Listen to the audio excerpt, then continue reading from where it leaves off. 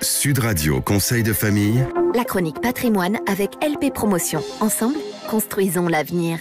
Bonsoir à tous, bonsoir Stéphane Moller. Bonsoir Olivier Daudet. Le président et le fondateur du cabinet Via Wealth Management. On répond ce soir à Stéphanie qui nous écoute du côté de Toulon. Elle nous demande, voilà qui va parler à toutes et à tous, à quoi consacrer ces 150 € mensuels de capacité d'épargne. Qu'est-ce qu'on peut faire ? Eh bien, c'est un vaste et passionnant sujet.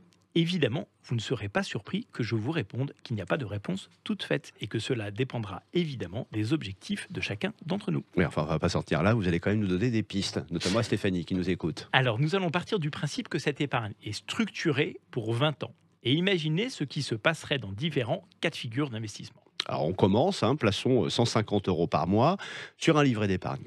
Alors, un livret d'épargne rapporte 0,5% par an. 150 € par mois, cela représente 1800 € par an.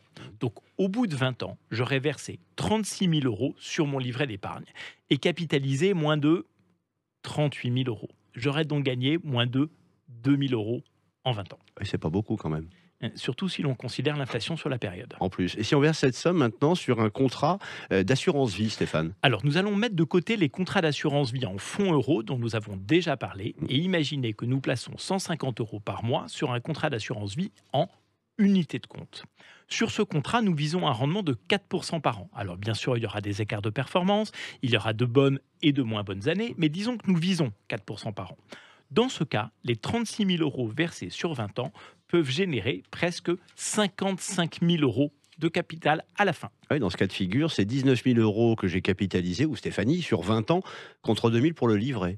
Exactement, c'est un écart très sensible. Imaginons maintenant que nous versons ces 36 000 € sur 20 ans sur un père, en considérant un ménage dont le taux marginal d'imposition serait de 30%. On avait déjà évoqué le PER, pardonnez-moi, qui est un produit retraite. Il permet de déduire de ses revenus les sommes versées sur ce contrat. C'est utile quand même. Exactement. Et nous allons considérer que l'économie d'impôt est conservée en patrimoine. Dans ce cas de figure, les 36 000 € versés peuvent produire presque 70 000 € de patrimoine. C'est intéressant de voir une fois de plus l'effet de levier généré par la baisse d'impôt, puisque la baisse d'impôt, là, dans ce cas d'espèce, a contribué à presque doubler le capital en 20 ans. Que se passe-t-il, Stéphane, si je décide de rembourser un crédit pour acheter de l'immobilier locatif ? On l'a souvent conseillé. Eh bien, si tout se passe bien, c'est sans doute avec cet investissement que l'effet de levier sera le meilleur. Car avec 150 € par mois d'effort d'épargne, il est possible d'acquérir un bien immobilier d'un peu plus de 100 000 €.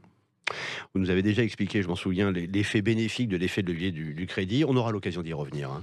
En conclusion de cette chronique, on peut dire que plus l'épargne est structurée, moins elle est liquide et plus elle est rentable.